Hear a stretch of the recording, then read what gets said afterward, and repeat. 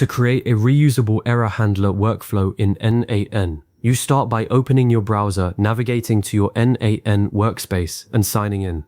Once your dashboard loads, look over your existing workflows and decide which ones are critical enough to deserve automatic failure alerts. Typically, anything that runs on a schedule, processes webhooks, or handles important business data is a prime candidate.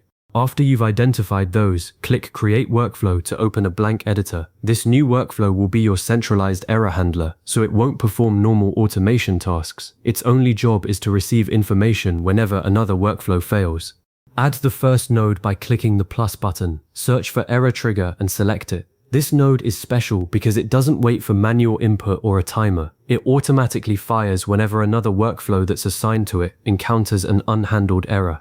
Click on the node to explore its settings, and you'll see it provides useful details like the failed workflow's name, the specific node that broke, the error message, and a direct link to the failed execution. These pieces of information are the raw material for your notification.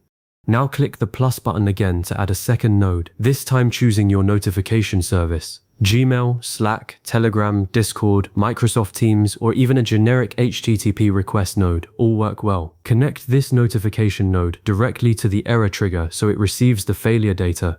If you're using a service for the first time, you'll need to authenticate, select your Gmail account, connect your Slack workspace, or configure a webhook URL. Double check that the credentials are correct. Inside the notification node, locate the message or email body field.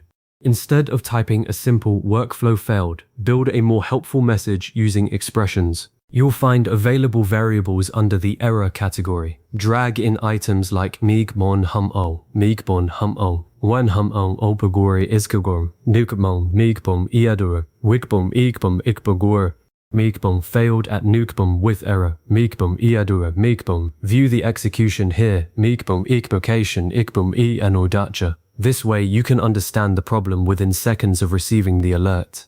Save the workflow and give it a descriptive name like error handler or workflow failure alerts. Clear naming makes it easy to find later when you assign it to other automations. Return to the overview page and open one of the workflows you want to monitor. Inside that workflows editor, click the three-dot menu in the upper right corner, select Settings, and scroll to the Error Workflow dropdown. Choose the error handler you just created from the list. Save the monitored workflow again. It's now connected. To verify everything works, intentionally cause a small failure. You could point a node to an invalid API endpoint, disconnect a credential, or insert bad test data. Run the workflow and let it fail. Within moments, your error handler should trigger and send a notification through your chosen service. Open the alert and confirm it includes the workflow name, the failed node, the error message, and the execution link. If the formatting is unclear, go back and adjust the expression syntax. After testing, undo your intentional error, restore the correct configuration, and run a successful execution to confirm the workflow functions normally. The error handler will remain ready for any future failures. As you build more automations, assign the same centralized error handler to each important one. This keeps your monitoring consistent and saves you from creating separate notification workflows for every single process.